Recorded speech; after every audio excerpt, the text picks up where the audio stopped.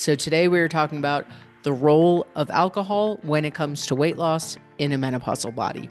Check it out. There are 5 reasons that alcohol plays a role when it comes to weight loss in humans, and specifically for today's topic, in a menopausal body. So I want to go through each of the 5 so we understand, number 1, what's going on in our body, and number 2, what we can do about it. Before I do that, if you've hung out here before, you already know what I'm going to say. I am such a big believer. To me, this does not work if we are trying to go 0 to 100 major life overhaul. If you know me, yeah, girl loves some whiskey. So what I would never do is tell someone, hey, if you're someone who enjoys an evening cocktail, or if you enjoy, a glass of wine before bed, if that's something that's part of your lifestyle, yes, we know it's not the most nutritious thing, right? I know Krispy Kreme donuts are not the most nutritious thing. We know it's not great for our health. And we work hard. We take care of a lot of things in a day. If that's your way to unwind and to relax, to be like, Rachel, I don't take my glass of wine. I needs this. Like, I'm not going to sit here and tell you not to do it. We are all intelligent women.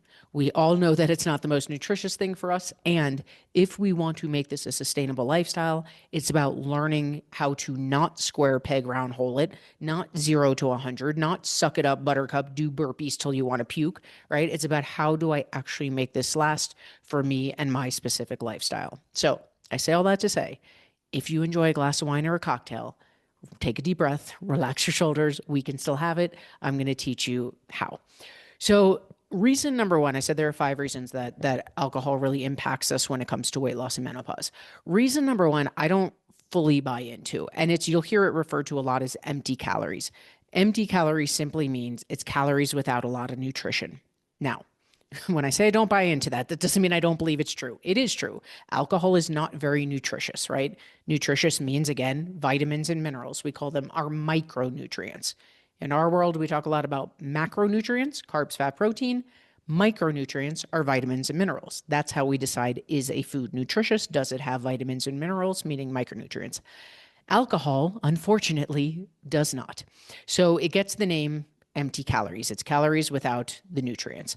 That is true. I'm not sitting here saying, no, whiskey is full of vitamin C. It is not. I wish it was, but it wasn't. And the reason I say I don't buy into it is what we teach inside Ignite, inside our 12-week program, what we teach our members is if you do choose to have some alcohol in a day, we're going to fit it into our budget. We don't want to quote unquote spend protein on it, because otherwise we'd all, in a society that doesn't need enough protein, we'd be like, cool, I'll eat even less protein. I'll have alcohol instead. But we learn how to once in a while swap out some of our carbs and fat so that we're staying within our caloric budget. So yes, it is true that alcohol is empty calories, not a lot of nutrition there. And it is true that we can fit it into our nutrition plan, into our macro plan specifically, and still lose weight while including it now and then. Now, what we do have to know, and I'm going to go on a bit of a tangent here because it's important, is that alcohol also can cause gut health issues. It can cause further inflammation.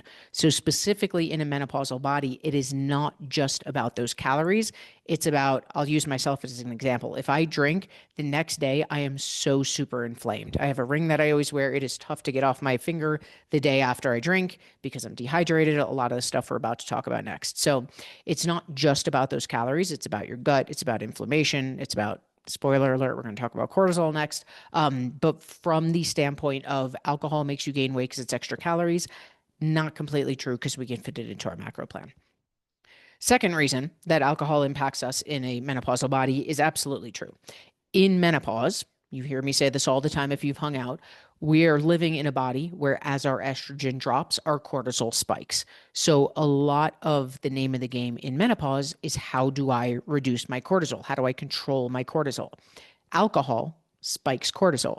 So just like under eating, just like over exercising, all the things that we could quote unquote get away with in our 20s, 30s, early 40s, well, can't get away with it anymore because we're not living in the same body. So in this menopausal body, where we need to be thinking about things like cortisol control, alcohol, just so we have all the facts to make an informed decision, alcohol spikes cortisol, which is one of the reasons that weight loss can be harder in menopause in general, and then especially if we're adding alcohol into that mix. Number 3, talking about the 5 reasons that alcohol impacts us even more than usual in a menopausal body. In menopause, I remember when I first learned this, I thought this was super interesting and kind of weird. In menopause, we naturally have a lower water content in our body. So, which means our body has less water with which to dilute the alcohol. This is one of the reasons we're going to talk about the other one next. You may have noticed in your 20s, let's say, you could have 3 drinks, call that a pregame, and then go out for the night, right? And that varies person to person. But for a lot of us, that's how it was in our 20s. Now we have 1 glass of wine and we're like, whoa, I'm feeling that a little bit. Better calm down. And we think, what the heck is going on? Like, what happened to 20-year-old Rachel who could go rally? Well, the answer is there's less water in our body in general, which means there's less to dilute the alcohol. Real quickly, because we're talking all about alcohol today, I put together a quick and easy cheat sheet for you to learn how to fit alcohol into your macro quote unquote budget. You can go to mindstrongfitness.com/alcohol or just use the link in the show notes below to download your free copy. mindstrongfitness.com/alcohol or use the link below. Now, let's get back to the episode. So, the obvious thing, I'm not going to say counteract it because we can't change our body's makeup at this stage of life, and we can drink more water. This is one of the things, especially at holiday time. We talk about this a lot. If you're going to have a cocktail, I like to go cocktail, water, cocktail. Like I try to fill in with water as much as possible because we're still going to be dehydrated, but we can lessen it. We can lessen it quite a bit. So fun fact, in a menopausal body, we have less water than we did in earlier stages of our life, which makes diluting that alcohol a bit harder. Similarly, in menopause, our body has lower levels of what's called AHD. AHD is the enzyme in our body that breaks down alcohol. This is also why recovery time takes longer, right? Because if in a 20-year-old body where we could break down alcohol somewhat quickly, we could recover faster.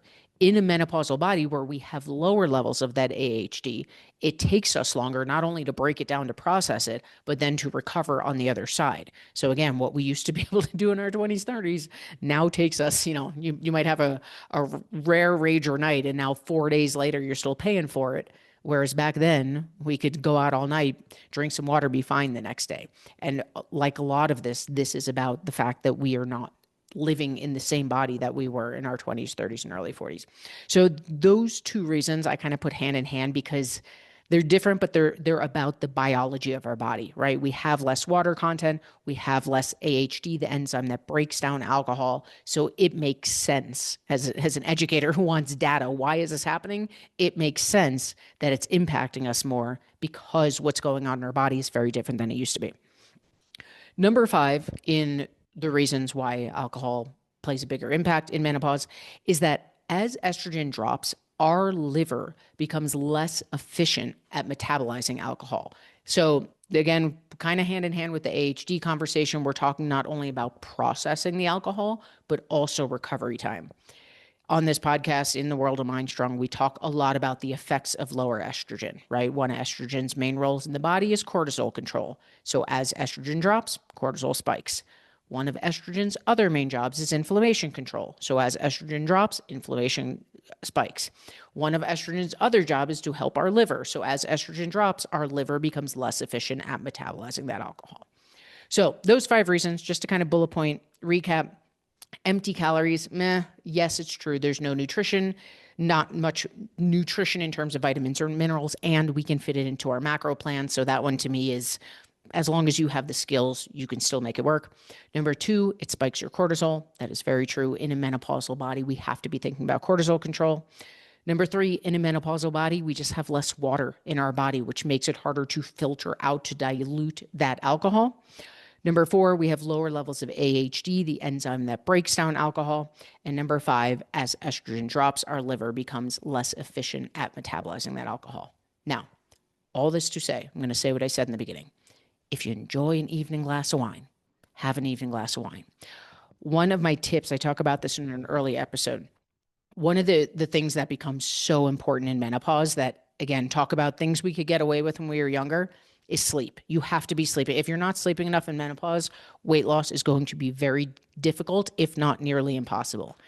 The other thing that alcohol does is it messes with our sleep. So in that earlier episode, I said I made myself laugh with how I phrased this, but gun to my head as a nutrition coach, go to happy hour, not a nightcap.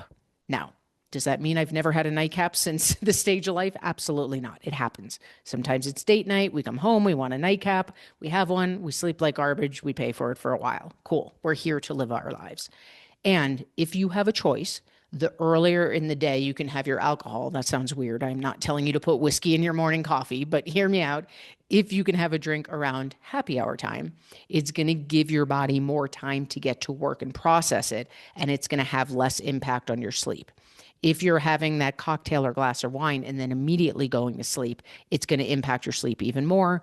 We're probably going to be tossing and turning more than we already are. It's going to make overall health, weight loss even harder.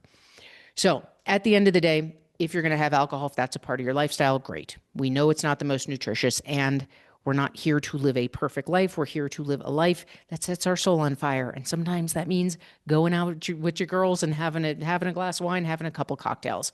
Number one, we want to learn how to fit it into our macros. We call it, quote unquote, spending some of our carbs and fat on that alcohol so we don't have to worry about those empty calories. Two, drinking some extra water, knowing that the more water in our body, the more it's going to help break it down. Number three, if we can, paying attention to the timing that we're having that alcohol. And number four, just being logical about this, right? If you find yourself having 3 drinks every night, yeah, weight loss is going to be a lot harder. If you can cut it back and have, a drink now and then, the less we do, the more benefits we're going to see. And like everything we teach here, this is never, ever, ever all or nothing.